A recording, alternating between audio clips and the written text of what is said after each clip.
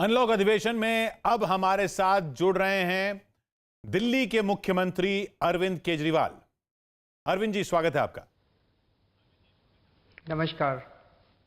अरविंद जी, अब तो जो खासकर जो दिल्ली और आसपास के लोग जो रहते हैं उनके लिए सबसे बड़ा सवाल ये बन गया है बॉर्डर। और खुद अदालत ने कह दिया कि भाई कोई एक सिस्टम बनाइए, एक कॉमन पास बनाइए ताकि ये दिल्ली और एनसीआर के लोग जो हैं वो आ जा सकें। तो ये फिर कब खुल रहे हैं बॉर्डर? जल्दी खुलने चाहिए। हम तो बॉर्डर हमेशा खोलने के पक्ष में रहते हैं। और शायद आज अदालत ने ये कहा है कि तीनों सरकारें मिलकर इसका कुछ समाधान निकालें। हमारे अपने कुछ कंसर्न्स थे, उनके अपने कुछ कंसर्न्स हैं। मैं समझता हूँ इसका हम हमेशा इसको खोलने के पक्ष में हैं। ठीक है, थोड़े सा कुछ हमारे कंसर्न्स थे, उसको सॉर्ट आउट कर लेंगे। मैं समझता हूँ इसको जब सारी इकोनॉमी खुल रही है तो बॉर्डर्स भी खुलने चाहिए। तो फिर आप जब ऐसे ही वही सवाल आया ना कि जब अनलॉक शुरू हुआ तो दिल्ली ने लॉक कर दिया। आपके ऐसे क्या कंसर्न्स थे? नहीं, ऐसा नहीं है। मैं तो हमेशा ये कहता रहा हूँ कि कोरोना ऐसा नहीं है कि कल जाने वाला है। कोरोना के साथ अब जिंदगी भी जीनी पड़ेगी, जिंदगी को भी खोलना पड़ेगा, इकोनॉमी को भी खोलना पड़ेगा। और कोरोना से बीमार होने वाले लोगों के इलाज की सभी तैयारी करनी पड़ेगी। और कोशिश ये करनी पड़ेगी कि कोरोना से लोग अगर हो जाता है कोरोना तो ठीक हो जाएं। उसकी सब तैयारी की है। तो मैं तो हमेशा ही बॉर्डर्स भी खोलने के पक्ष में हूँ और इकोनॉमी भी खोलने के पक्ष में हूँ। हमारा कंसर्न जो था वो पिछले हफ्ते मैंने जनता के सामने ये प्रॉब्लम रखी थी जी। प्रॉब्लम ये है कि दिल्ली देश की राजधानी है। हम सब जानते हैं दिल्ली दिल वालों की है, दिल्ली देश का दिल है। और पूरे देश से लोग यहाँ आते हैं।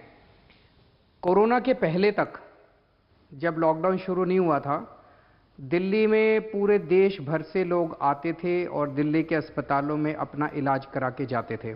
जी। हमेशा हमने सबका स्वागत किया, सबका इलाज करते थे दिल्ली के अस्पतालों के अंदर। और किसी भी वक्त में लगभग 60 से 70% लोग दिल्ली में जिनका इलाज होता था वो दिल्ली बाकी देश के होते थे, दिल्ली के अलावा दिल्ली के बाहर के होते थे। ठीक है।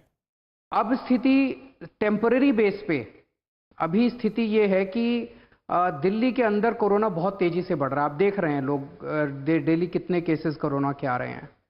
इस वक्त अभी लॉकडाउन की वजह से दिल्ली में केवल दिल्ली के लोगों का इलाज हो रहा है। जब मैं दिल्ली के लोग कहता हूं तो दिल्ली के लोग सारे, कुछ लोगों ने इसको गलत इंटरप्रेट किया कि मूल दिल्ली ऐसा मैं नहीं कह रहा। आज दिल्ली में लॉकडाउन में जितने लोग दिल्ली में रह रहे हैं सब, चाहे कोई बिहार से आया हो, मैं भी तो हरियाणा से आया हुआ हूं, चाहे बिहार से आया हो, चाहे कोई यूपी से, जो आज दिल्ली में रह रहे हैं वो सब। तो अगर दिल्ली में कोरोना के केसेस अभी बढ़ रहे हैं तो इस वक्त दिल्ली के अस्पतालों को अगर हमने पूरे देश के लोगों के लिए खोल दिया और 70% पेशेंट्स दिल्ली बाकी देश के आ गए तो दिल्ली के लोग इलाज कराने के लिए कहां जाएंगे? दिल्ली के लिए एक संकट पैदा हो सकता है। कोरोना के बाद फिर से पूरे सारे अस्पताल खोल देंगे। केवल कोरोना के लिए समय में क्या करना चाहिए हम लोगों को, ये प्रश्न मैंने जनता के सामने रखा था। बहुत सारे सुझाव आ रहे हैं, 5-6 लाख लोग अभी तक सुझाव भेज चुके हैं। और एक बड़ा इंटरेस्टिंग सुझाव जो कई लोगों ने दिया है उसमें लोग ये कह रहे हैं कि जी बॉर्डर तो खोल दीजिए। दूसरा उन्होंने कहा कि दिल्ली सरकार के लगभग 10,000 बेड हैं। दिल्ली सरकार के बेड आप दिल्ली के लोगों के लिए रिजर्व कर दीजिए। केंद्र सरकार के भी 10,000 बेड हैं। केंद्र सरकार के बेड पूरे देश के लोगों के लिए खोल दिए जाएं। ठीक है। तो और जो मतलब बड़े बड़े अस्पताल हैं उनमें जो ऐसे स्पेशल सर्जरीज होती है ना, जैसे ट्रांसप्लांट वगैरह होती हैं, जी जी, वो केवल कई चीजें दिल्ली में होती हैं, वो सबके लिए खोल दी जाए, चाहे कोई भी अस्पताल हो। ठीक है। तो इस तरह के बड़े इंटरेस्टिंग सुझाव हैं जो पहले हम सोच नहीं पा रहे थे। तो अभी सारे सुझाव आ जाएं, कल शाम को 5 बजे तक सुझाव आएंगे और उसके बाद इस पे आपको बताते हैं। फिर परसों उसके लोगों के एक हमने डॉक्टर्स की टीम भी बनाई है, एक्सपर्ट्स की टीम, वो भी इस पे गौर कर रही है। तो शनिवार तक हम इसके ऊपर निर्णय ले लेंगे। तो इस दिशा में आप विचार कर रहे हैं कि ये माना जाए कि भाई दिल्ली के जो अस्पताल है, जो दिल्ली सरकार के जो अधीन जो अस्पताल हैं, वो दिल्ली वालों के रहें, यानी कि ये एक सुझाव है। ठीक है, ये एक सुझाव है, अच्छा सुझाव लगा हम लोगों को।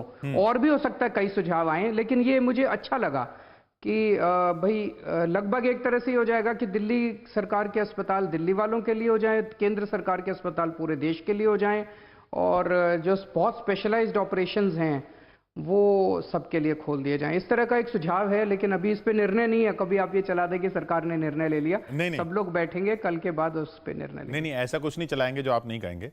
मैं ये कह रहा हूं कि अच्छा, ये समस्या आज की नहीं है, ये पहले से चल रही है कि भाई दिल्ली किसकी, दिल्ली में बाहर के लोग आते हैं, आखिर राजधानी दिल्ली है। सबकी। हाँ, दिल्ली सबकी, दिल्ली पूरे देश की।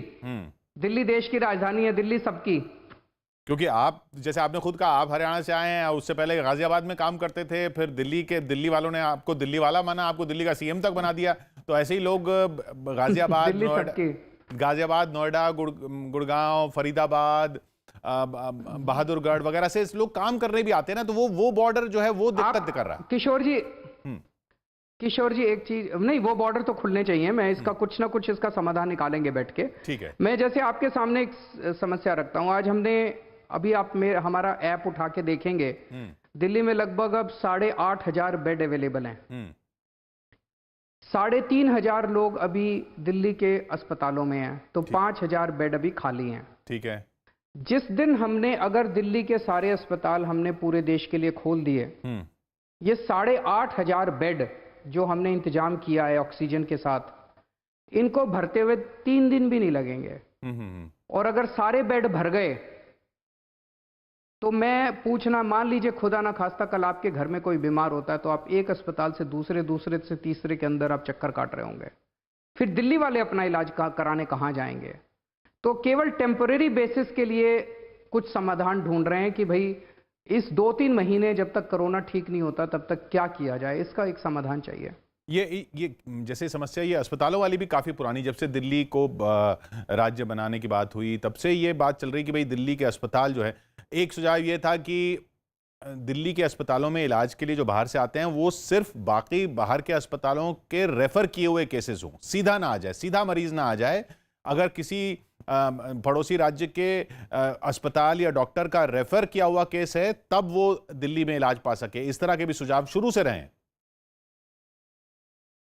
अभी तो फिलहाल कोरोना की बात करते हैं। कोरोना बहुत बड़ी समस्या है अपने सामने, और इस वक्त कोरोना और दिल्ली में बहुत ज्यादा फैल रहा है। तो इस वक्त दिल्ली के लोगों को कोरोना से बचाने के लिए, उनका कोरोना से इलाज करने के लिए हमें क्या क्या व्यवस्था करनी है, वो मेरे दिमाग के ऊपर सबसे पहला प्रश्न है। तो ये जो आपने ऐप की बात की, इस पर भी सवाल उठे कि साहब ये ऐप जो है ये डेटा सही नहीं दे रहा। वो बता रहा बेड खाली हैं, लेकिन अस्पताल में जाओ तो बेड होते नहीं है। वो अस्पताल के जो प्रवक्ता हैं वो कह रहे हैं कि साहब बेड नहीं, हमें नहीं पता कैसे ऐप में खाली दिखा रहे हैं। नहीं, मैं बताता हूँ। ये पहली चीज तो ऐप एक अच्छी पहल है। ठीक है। आप मानेंगे पूरे देश में, क्या पूरी दुनिया के अंदर इस तरह की अभी पहल नहीं की गई कि हमने ईमानदारी के साथ सारे अस्पतालों का डेटा ऐप के ऊपर डाल दिया कि भाई किस अस्पताल में कौन सा बेड खाली है, कितने बेड खाली है, कितने वेंटिलेटर खाली हैं, आप उसके हिसाब से चले जाओ। ये अच्छी पहल है, परसों ही ऐप लॉन्च किया है। अब कुछ अस्पताल बदमाशी कर रहे हैं।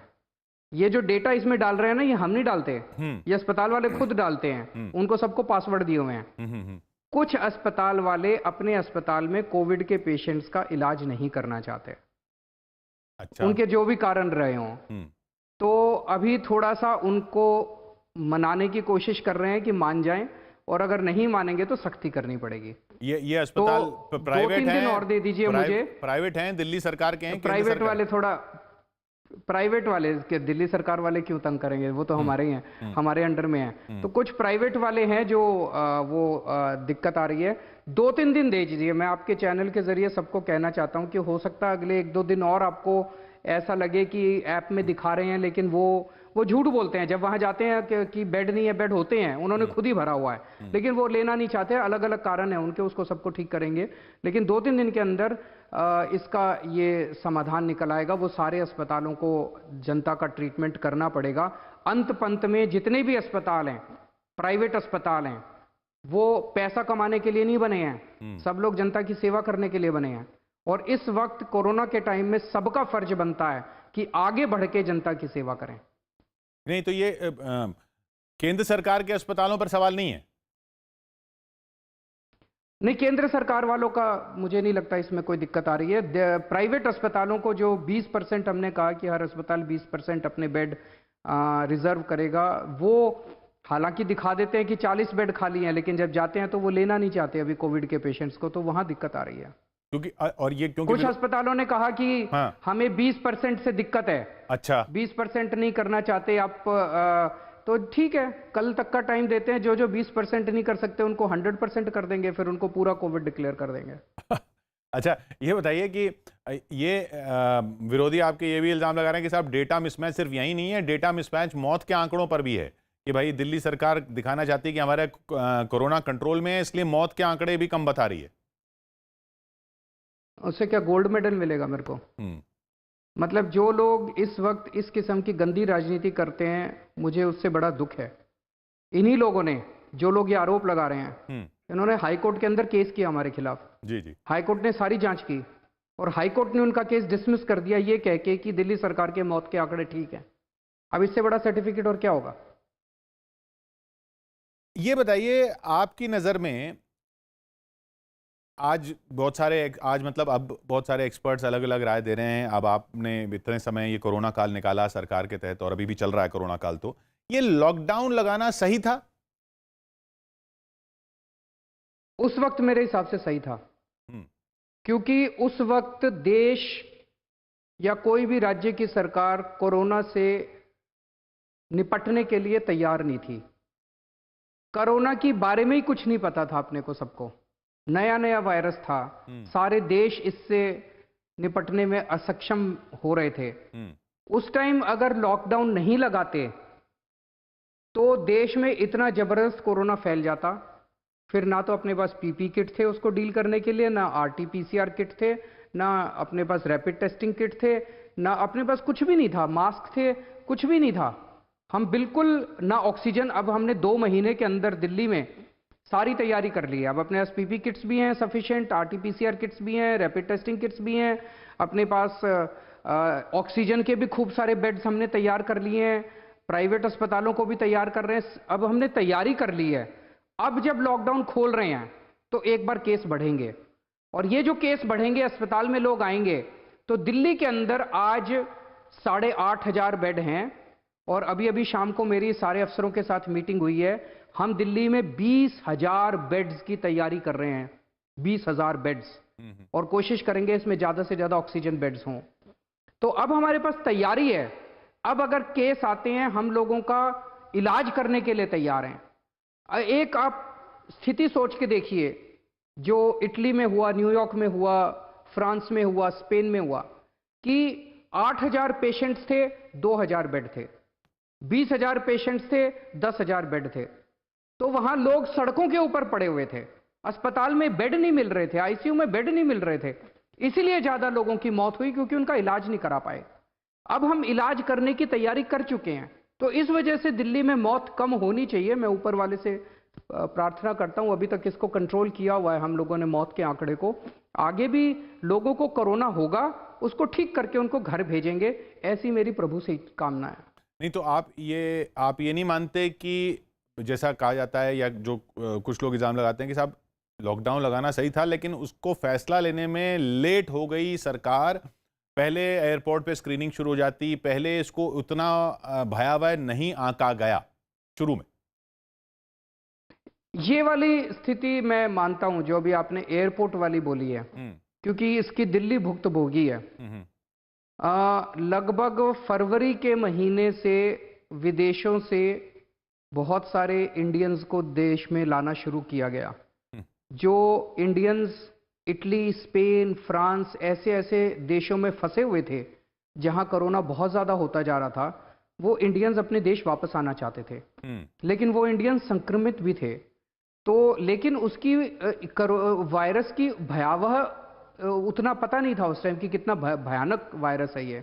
तो जब उन लोगों को दिल्ली लाया गया, मोस्टली लोगों को दिल्ली लाया गया, तो पहले कई दिन तक उनको कोई आइसोलेशन का प्रोटोकॉल नहीं था, कोई उनके उसका क्वारंटाइन का प्रोटोकॉल नहीं था, और वो सारी चीज़ें काफ़ी लेट शुरू हुई, क्वारंटाइन वगैरह की, आइसोलेशन वगैरह की। पहले तो जितने आए वो सब अपने अपने घर चले गए, बस उनकी एक बेसिक स्क्रीनिंग करते थे, टेम्परेचर की थर्मल स्क्रीनिंग, वो भी पैरासीटामोल खा के आते थे, हवाई जहाज से उतरने के पहले पैरासीटामोल खा लेते थे।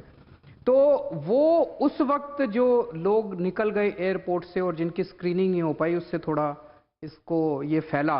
लेकिन क्या कर सकते थे, मेरे ख्याल से उस वक्त किसी को भी नहीं पता था ये वायरस कैसा होने वाला है। तो ये लॉकडाउन आप कह रहे हैं, आप वो किया, वो सही किया, अब आप कहेंगे लॉकडाउन सफल रहा?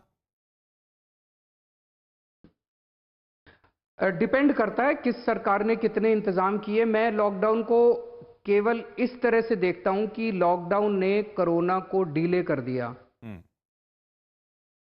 कोरोना तो होगा, हर जगह होगा, फैलेगा ये तो कोरोना को इसने डिले कर दिया है। इस डिलेड पीरियड में 2-2.5 महीने जो हमें मिले, इसमें जिन जिन सरकारों ने अपनी तैयारी कर ली, अस्पतालों की, बेड्स की, ऑक्सीजन की, पीपी किट की, इनकी सबकी, वहाँ की जनता को थोड़ी राहत मिलेगी। जिन सरकारों ने तैयारी नहीं की, वहाँ की जनता को भुगतना पड़ेगा। क्योंकि कम्युनिटी ट्रांसफर की बात हो रही थी उस वक्त, अब आप मानते हैं ये कम्युनिटी ट्रांसफर हो चुका है जब दिल्ली में इतने ज्यादा केस हो चुके हैं, 20,000 से ज्यादा, 23,000 से ज्यादा? देखिए, टेक्निकली ये लोग की कम्युनिटी ट्रांसफर हुआ नहीं हुआ, मेरे ख्याल से काफ़ी फैल चुका है ये, काफ़ी ज़्यादा फैल चुका है। तो ये एक्सपर्ट्स अपने हिसाब से, अपने तरीके से, अपनी टर्मिनोलॉजी में ये लोग एक्सपर्ट्स डिसाइड करते हैं, तो वो जो भी डिसाइड करें।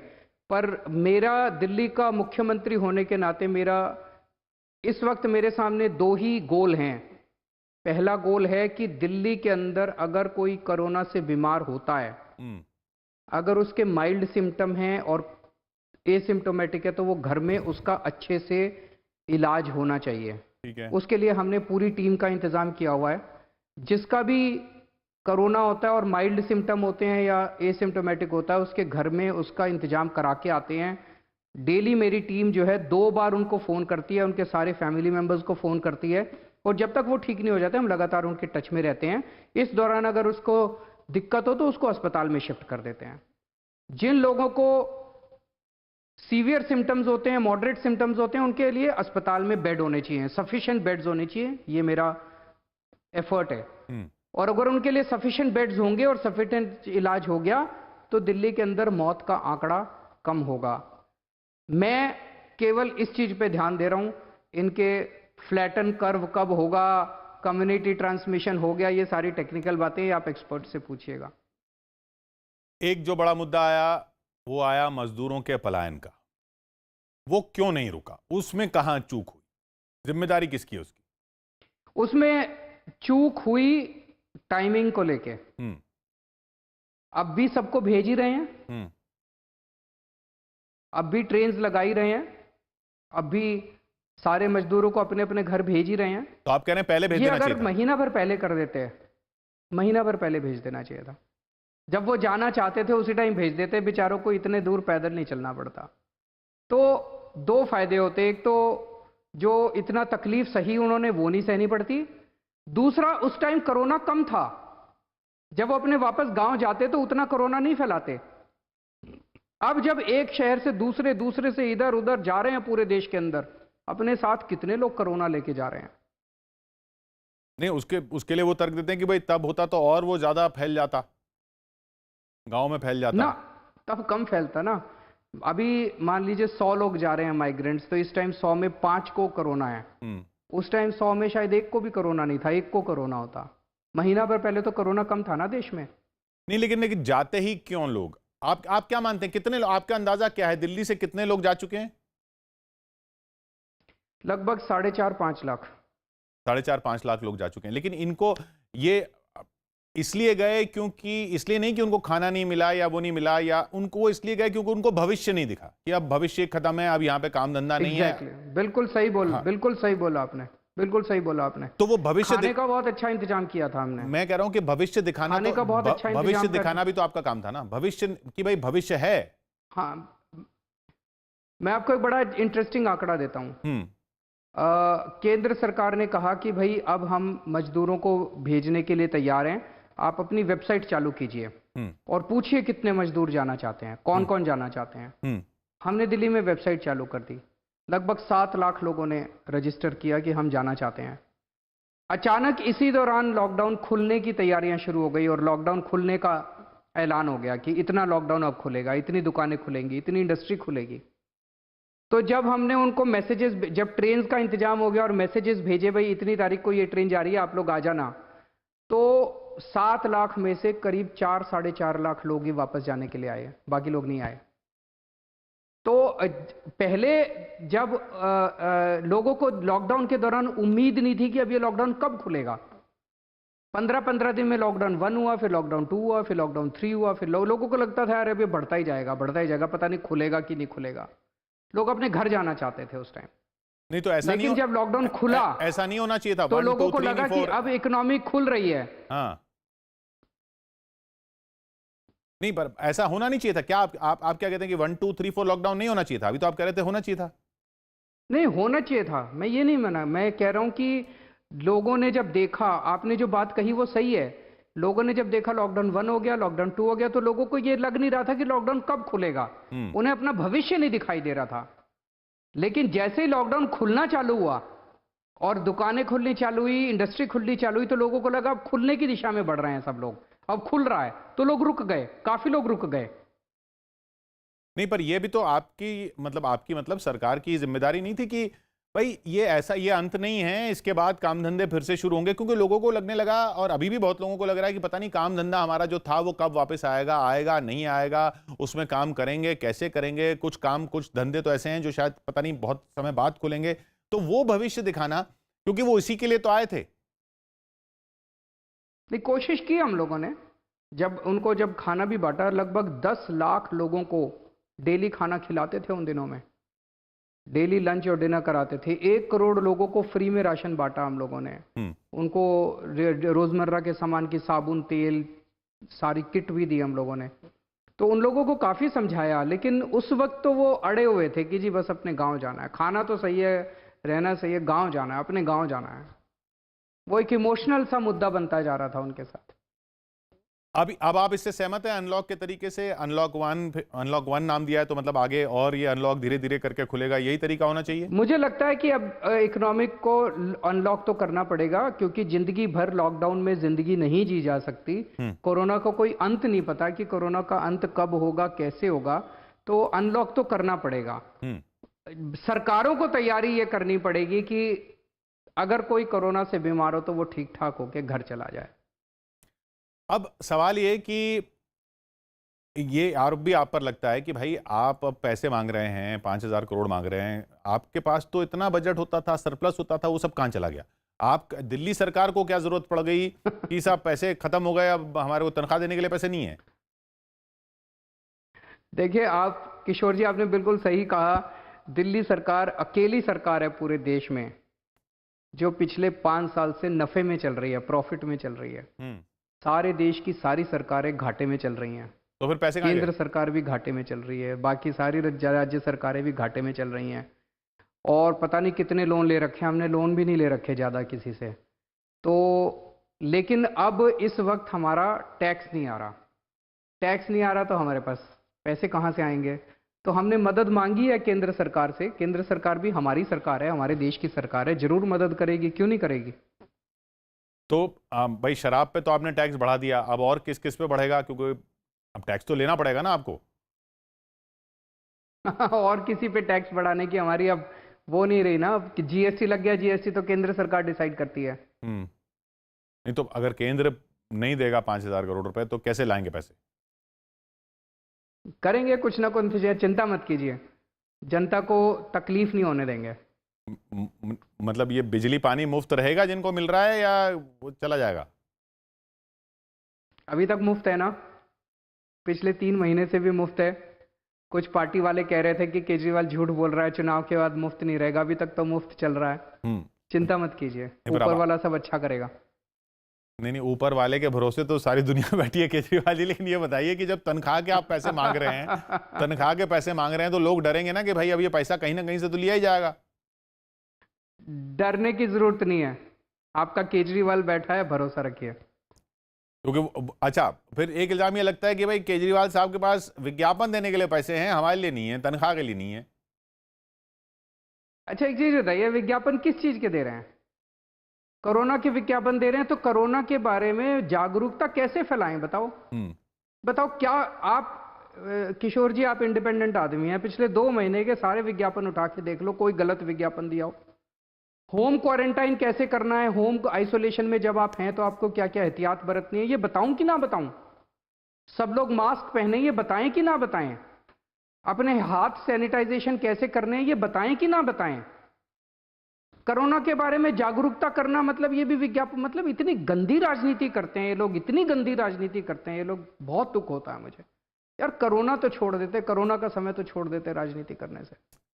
भाई कोरोना के समय में ही और भी तरह की राजनीति, जैसे आपने कहा ना आंकड़ा बढ़ गया, उस वक्त आपने भी कहा, आपकी सरकार ने भी कहा कि भाई तबलीगी जमात में जो हुआ उसकी वजह से। किशोर जी, हम लोग राजनीति नहीं कर रहे बिल्कुल। हाँ, अगर केवल प्योर शुद्ध राजनीति करनी होती, मैं इस टाइम बैठ के कह देता कि केंद्र सरकार ने जो लॉकडाउन किया वो गलत था, केंद्र सरकार ने ये किया वो गलत था। जो देश के हित में है मैं उसको सही बोलता हूं, जो देश के खिलाफ है वो मैं उसको गलत बोलता हूं। हमने बिल्कुल राजनीति नहीं की इस दौरान, और पूरे एक साथ कदम से कदम केंद्र सरकार के कदम से कदम मिला के चले हैं, क्योंकि इस टाइम देश को बचाना जरूरी है, लोगों की जान बचानी जरूरी है। राजनीति बाद में कर लेंगे यार, 5 साल बाद चुनाव आएंगे तब कर लेंगे राजनीति। यही मौका है क्या राजनीति करने का? जब जनता मर रही है हम राजनीति करने बैठे हैं, मौत के आंकड़ों पे राजनीति कर रहे हैं। बताइए, विज्ञापन कर कोरोना के विज्ञापन पे राजनीति कर रहे हैं, यही चीज है राजनीति करने के लिए। तबलीगी जमात को अब भी आप जिम्मेदार मानते हैं एकदम से स्पाइक आने के लिए?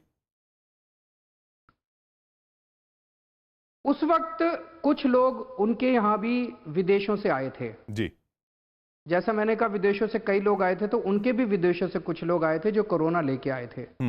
उसका एक कारण था, जब शुरू में दिल्ली में कोरोना फैला तो वो भी एक कारण था। लेकिन वो है ना, उसको सांप्रदायिक रंग दे दिया गया, गलत था। बताइए, कोरोना के टाइम में भी हिंदू मुसलमान करते हैं ये लोग यार, पाप लगेगा इनको, ऊपर वाला माफ नहीं करेगा इन लोगों को। वो तो अभी भी, अब जैसे वो चार्जशीट जारी हो रही है दिल्ली दंगों के ऊपर, उसमें भी यही बात आ रही है कि भाई आपके कॉरपोरेटर थे और फिर आपके विधायक कह रहे हैं कि आपके कॉरपोरेटर को इसलिए नाम दिया गया क्योंकि वो मुसलमान है। तो कोरोना काल तो अभी भी चल रहा है ना भाई। ये सारी, जिसने भी कराए दंगे, गलत बात थी, जिसने भी कराए उसको सजा दो, ठीक है, चाहे वो हिंदू हो चाहे मुसलमान हो। जिसने भी दंगे कराए, दंगों में जिसने भी कत्लेआम कराया, चाहे वो हिंदू है चाहे मुसलमान है, पकड़ के सजा दो उसको। राजनीति क्यों कर रहे हो? नहीं, पर आपके विधायक ने कहा कि वो नाम इसलिए है ताहिर हुसैन का क्योंकि वो मुसलमान है। अमानतुल्लाह खान ने मुझे खुद लगता है ट्वीट इस किया। तरह की हमें, हिंदू और मुसलमान, इस वक्त कोरोना के टाइम में पूरे देश का एक ही मकसद होना चाहिए, लोगों की जान बचाना। पूरे, ये मौका भी है पुण्य कमाने का। लोग तकलीफ में हैं, लोग भूखे हैं, लोग बीमार हैं। भूखों को खाना खिलाना पुण्य का काम है, बीमार का इलाज करवाना, बीमार को अस्पताल पहुंचाना पुण्य का काम है, बीमारों की सेवा करना पुण्य का काम है। मैं सबसे निवेदन करता हूं, आम आदमी पार्टी वालों से भी कहता हूं, बीजेपी वालों से भी कहता हूं, कांग्रेस वालों से भी कहता हूं, राजनीति छोड़ के इस वक्त आप सब लोग जनता की सेवा करिए। इससे बड़ा इस टाइम धर्म का काम कोई नहीं है, इससे बड़ा पुण्य का काम कोई नहीं है। खुद को कितने नंबर देंगे आप इस लड़ाई में एज सीएम? मैं नंबर देने नहीं आया और ना नंबर लेने आया हूं मैं। मेरी कोशिश ये है, सबसे बड़े नंबर होंगे अगर दिल्ली के अंदर एक भी आदमी कोरोना से ना मरे, मेरे को बहुत संतुष्टि होगी। एक भी आदमी, मैं एक पेशेंट पे नजर रखता हूं, जितने आईसीयू में एडमिट होते हैं ना, उनकी लिस्ट आती है मेरे पास डेली। मेरी कोशिश रहती है, हमने कोई प्लाज्मा की भी कोशिश की, हमने और भी कई सारी कोशिश है कि मेरी कोशिश रहती है कि किसी भी तरह से हर जान को बचाया जा सके। ये आगे कैसे पटरी पर लाई जाए गाड़ी, इस पर जब पैकेज आया तो जैसे राहुल गांधी ने कहा कि नहीं सीधा कैश ट्रांसफर दे देते, आप किस तरफ हैं इस वाली बहस में कि भाई ये पैकेज के बजाय कैश ट्रांसफर सीधा जाता? दोनों होना चाहिए था। जो पैकेज अभी दिया गया उससे केवल लोन दिए जा रहे हैं, अलग अलग किसानों को लोन दिए जा रहे हैं, इंडस्ट्री को लोन दिए जा रहे हैं। लेकिन लोन देने से प्रोडक्शन आप बढ़ा सकते हैं, लेकिन लोगों के जेब में अभी पैसा नहीं है खरीदने के लिए। तो कैश ट्रांसफर अगर आप करेंगे तो लोग खरीदेंगे। तो दोनों चीजें जरूरी थी, मुझे लगता है दोनों होनी चाहिए थी। तो आप कह रहे हैं कि पैकेज भी रहता और उसके साथ कैश ट्रांसफर भी रहता, वो दोनों दोनों कैसे करती सरकार? सरकार के भी तो फंड लिमिटेड ही है ना। तो वो जो भी उन्होंने 20 लाख करोड़ का कह रहे हैं पैकेज दिया, तो 10 लाख करोड़ का कैश ट्रांसफर कर देते, 10 लाख करोड़ का ये कर देते, आधा आधा कर देते। आप कह रहे हैं पैकेज इतना ज्यादा 70-30 कर देते। इतना बड़ा पैकेज ना होता, उसका कुछ पोर्शन कैश, उन्होंने कुछ पोर्शन तो किया, वो जनधन अकाउंट्स में पैसे गए हैं, वो काफी नहीं कितने गए हैं? कितने गए हैं मुझे आइडिया नहीं है, कितने गए हैं जनधन अकाउंट में? नहीं, उनका अंदाजा मुझे नहीं लगता कोई बहुत ज्यादा पैसे गए हैं। हाँ, वो 41, मुझे नहीं लगता ज्यादा कोई पैसे गए हैं। कुछ 41 करोड़ अकाउंट में 50,000 करोड़ रुपए का आंकड़ा दिया जा रहा है, तो वो कुल मिला के 1,001 रुपए से ज्यादा का कुछ बैठता है अगर ऑन एन एवरेज एक अकाउंट का माना जाए तो काफी। आप कह रहे हैं कि वो मतलब जो कांग्रेस का तर्क है वो सही है इस मामले में? मुझे लगता है कि डिमांड और सप्लाई दोनों की तरफ ध्यान देना चाहिए था। एक तरफ जनता सामान खरीद सके, जनता जब मार्केट में जाएगी, साबुन खरीदेगी, तेल खरीदेगी, सामान खरीदेगी, खाना खरीदेगी, कपड़ा लत्ता खरीदेगी, तो डिमांड पैदा होगी। डिमांड पैदा होगी तो फिर प्रोडक्शन बढ़ेगा, और प्रोडक्शन बढ़ाने के लिए सरकार फिर पैकेज दे रही है, लोन दे रही है, तो वो अच्छी बात है। तो दोनों चीजें कंबाइंड होती तो और अच्छा रहता। तो नहीं, जो इल्जाम है कि भाई ये पैकेज 20 लाख करोड़ का है ही नहीं, उसको एनालाइज किया जा सकता है कि कई सारी चीजें हैं जो आंकड़ों की खेल हैं, और कुछ चीजें हैं जो कॉन्क्रीट भी हैं। तो दोनों चीजें हैं, उसके ऊपर एक्सपर्ट्स ने अपनी काफी राय दी है। अलग अलग लोगों का कहना है कि ये तो केवल एक लीपापोती की गई है, ये तो केवल, तो उसमें काफी सारी चीजें ऐसी है जो लीपापोती नजर आती है, कई कुछ चीजें ऐसी है जिसमें कॉन्क्रीट नजर आता है कि हाँ भाई ये किसानों को ये लोन दे रहे हैं, हाँ भाई ये एमएसएमई को ये लोन दे रहे हैं। तो जो लोन वाला हिस्सा है वो तो सही लगता है, वो तो लोन से अगर लोन मिलेगा तो लोग प्रोडक्शन बढ़ाएंगे। तो दूसरी चीज जो है वो अगर उसके साथ एक कैश ट्रांसफर होता तो अच्छा रहता। तो आप खुद को तो नंबर नहीं दे रहे, मोदी सरकार को कितने नंबर दे रहे हैं? मतलब उन्होंने कैसी लड़ाई लड़ी है? मैं किसी को कोई नंबर नहीं देना चाहता, मैं नंबर देने के लिए नहीं बैठा। आप अगर आपके हाथ में, बहुत ज्यादा चिंतित रहता हूं। हाँ, मैं बहुत ज्यादा चिंतित रहता हूं कि किस तरह से लोगों की जान बचाई जा सके। सब लोग मिलके कोशिश करें कि भारत में एक भी व्यक्ति, पूरे देश में एक भी व्यक्ति कोरोना से मरना नहीं चाहिए। अच्छा, हाइंडसाइट में आपस में ये कोई कंपटीशन नहीं है। हाँ, ठीक है, ये कोई कंपटीशन नहीं है कि हमारा कंपटीशन है महाराष्ट्र के साथ है, तमिलनाडु के साथ है, आंध्र के साथ है। सब लोग अच्छा काम कर रहे हैं अपने अपने तरीके से, सब लोग लगे हुए हैं। कहीं केसेस कम है तो ऐसा नहीं कि वहां की सरकार ने कोई बहुत चमत्कारिक कर दिया, कहीं केसेस ज्यादा हैं तो ऐसा नहीं कि वहां की सरकार बिल्कुल निकम्मी है।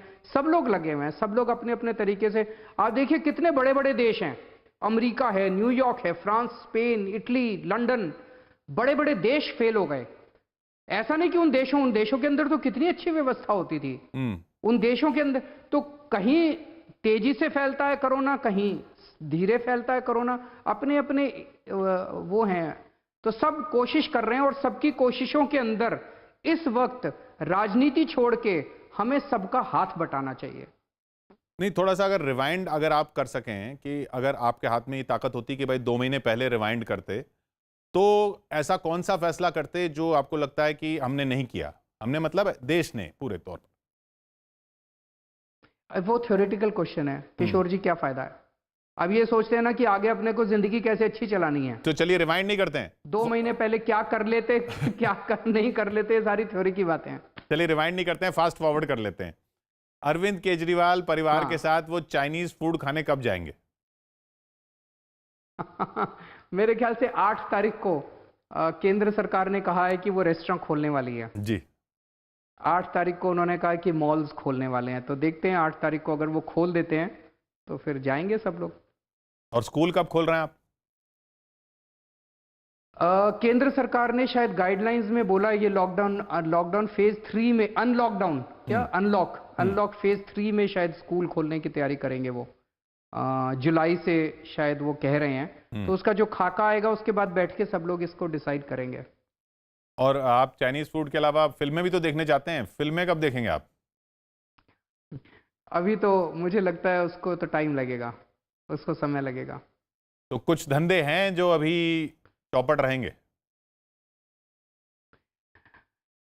कुछ समय तो लगेगा। इस वक्त सबसे इंपॉर्टेंट ये है कि धंधे जल्दी जल्दी अब चालू हों। लोगों के मन से पहली बात तो डर निकले। आपको ये जान के ताज्जुब होगा कि हालांकि हम लोगों ने मार्केट खोल दिए, कुछ मार्केट की एसोसिएशंस ने अभी भी डिसाइड किया है कि कोरोना बहुत फैल रहा है, हमें कोरोना हो जाएगा, हम मार्केट नहीं खोल रहे, और वो मार्केट अभी भी बंद है। लोगों के मन में इतनी दहशत है कोरोना को लेके, इतनी दहशत है, इस दहशत को निकालना बहुत ज़रूरी है।